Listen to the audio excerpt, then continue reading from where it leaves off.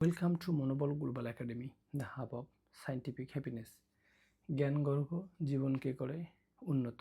জ্ঞান গর্ব জীবনকে করে উন্নত। সমুদ্রে যদি ডুব দেই বা আমার যত উচ্চতা, আমার যত হাইট, এর থেকে যদি বেশি পরিমাণ জলের মধ্যে, পানির মধ্যে ডুব দিয়ে আমি ডুবে যাব। ঠিক জ্ঞানের ক্ষেত্রেও তাই।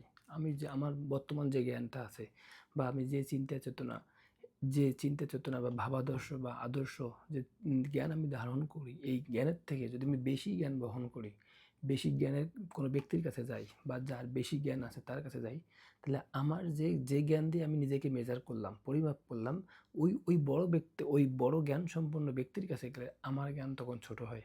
তখন তার জ্ঞানটাকে আমি গ্রহণ করতে পারি। ঠিক জ্ঞান সমুদ্র তাই, জ্ঞান গর্ভে তাই। এই যে একটা ছবি আছে দেখেন, ছবিটার মধ্যে বলা হচ্ছে যে The, the heaviest burden that we carry are the thoughts in our head. দেখেন এখানে বলা আছে যে একজন মানুষ যে সবচেয়ে যে বোঝাটা বহন করে, সেই বোঝাটা অন্য ব্যক্তির কাছে থাকে না, ব্যক্তির নিজের কাছে থাকে। যেমন ধরেন যে উদাহরণ হিসেবে বলা যায় যে আপনার কারোর সাথে ঝগড়া লাগছে বা আপনি কাউকে দেখতে পারেন না। সিচুয়েশন, পরিস্থিতি, ঘরবাড়ি যাই হোক না কেন, আপনি ওই জিনিসটাকে মাথায় বহন করেন। মানে হচ্ছে যে যাকে দেখতে পাচ্ছেন না, যাকে ভালো লাগতেছে না, তাকে আপনি মাথায় বহন করতেছেন। যদি আপনি মাথা থেকে ফেলে দিতে পারেন, মানে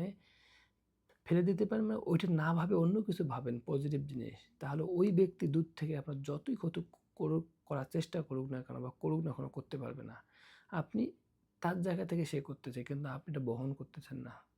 আমাদের বেশিরভাগ ক্ষেত্রে হয় কি, যে অন্য একজন মানুষ প্রতিক্রিয়া দেখালো, আমি তার প্রতিক্রিয়ায় প্রভাবিত হয়ে নিজেদের মধ্যে, মস্তিষ্কের মধ্যে এটা আন্দোলন, এটা একটা রিয়াকশন তৈরি করি। তখন আমরা ভালো রাখতে পারি না। এই ছবিটা মারাত্মক একটা আমাদের অধিকাংশ মানুষের জীবনের সাথে মিলে যায়। কারণ আমরা অন্যের কথা শুনে রাগ হই বা সরাসরি না বললেও অন্যের কাছ থেকে শুনে বা একজনের কথা আরেকজনের কাছ থেকে শুনে আমরা নিজেদের প্রতিক্রিয়া দেখাই, যেটা জীবনের জন্য অনেক বেশি ক্ষতিকর। কারণ পরিস্থিতি বা কথাবার্তা বা সিচুয়েশন যেমন হোক না কেন, আমি যদি মস্তিষ্কে বহন না করি, আরেকজন মানুষ বহন করে দিলে আমি এটা গ্রহণ করলাম না।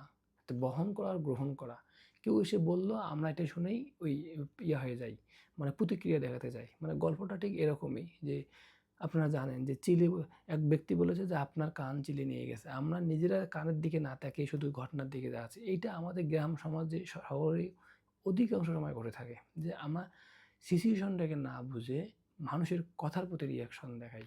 তো কথার যখন রিয়াকশন দেখাবো, তখন তো আমার সেলফ অ্যাসেসমেন্ট, আমার মূল্যায়ন করার ক্ষমতা তো থাকবে না।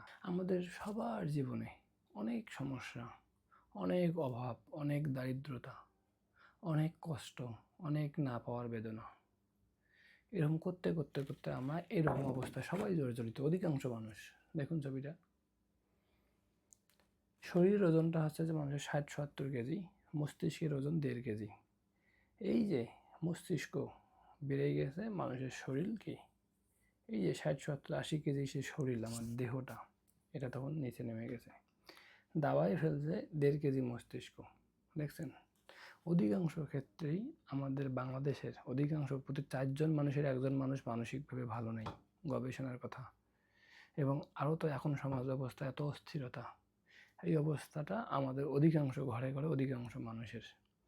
তো এই অবস্থা থেকে উত্তরণ করা সম্ভব কি? সম্ভব। এই জিনিসটাকে বাড়তে দেবেন না, শরীরটাকে বাড়তে দিন, মানে এটাকে ঠান্ডা রাখুন। উতলা পৃথিবী, শীতলা মন, মনটাকে কাম অ্যান্ড কোয়াইট রাখুন। পরিস্থিতি যাই হোক, উত্তপ্ত পৃথিবীতে শীতলা মনটাকে, শীতল ব্রেনটাকে ঠান্ডা রাখতে হবে। তাহলে আমরা ভালো থাকবো। তা না হলে আমাদের অনেক ব্যয় হবে, অনেক ভুল হবে, অনেক ভ্রান্তি হবে, জীবনের শান্তি নষ্ট হবে, সম্পর্কের অবনতি ঘটবে, আমরা কাজ করতে গিয়ে ব্যর্থ হব, চারিদিকে শুধু আমাদের মধ্যে বিপদগ্রস্ত হব, কখনো আমরা সমৃদ্ধি লাভ করতে পারবো না। তো এই জন্য যখন আমি আমার মস্তিষ্কটাকে ঠিক রাখবো, হিউম্যান ব্রেইনটাকে, মাথাটাকে ঠিক রাখবো, পরিস্থিতিকে ইতিবাচকভাবে দেখব, অন্যের কথায় প্রতিক্রিয়া দেখাবো না, এবং আমি আমার কাজটা করব, অন্যরা কী ভাবলো সেটা না ভেবে আমার কাজের দিকে মনোযোগী হব এবং আমার দায়িত্বগুলো পালন করব, তখনই একটা মানুষ তার সে মস্তিষ্ক অনুযায়ী কাজ করতে পারে। তখন সে নিজের সেলফ কেয়ার করতে পারে, সে নিজেকে নিজেকে নিজের মনে ডুব দিতে পারে, তখন সে জ্ঞান গর্ভে ডুব দিতে পারে। যখন মানুষ জ্ঞান গর্ভে ডুব দেয়, তখন সে বিরাট কিছুকে ধারণ করতে পারে। সাময়িক সাময়িক যে বস্তুগত ধারণ, সেটা এই টাকা পয়সা সম্পর্কটা আসে। যখন ব্যক্তি নিজের জ্ঞানে ডুব দেয়, আত্মজ্ঞানে ডুব দেয়, তখন তার বিশাল সম্ভাবনার দ্বার খুলে যায়। তখন তার এই এলাকাটা, এই ঘর, এই বাড়ির সীমাবদ্ধতা সে অতিক্রম করে ফেলে। তখন তার এখান থেকে চিটাগং না, এখান থেকে সে বিশ্বকে ভাবনার একটা চেতনা তৈরি হয়। তো জ্ঞান গর্ভ আমাদের জীবনকে করে উন্নত।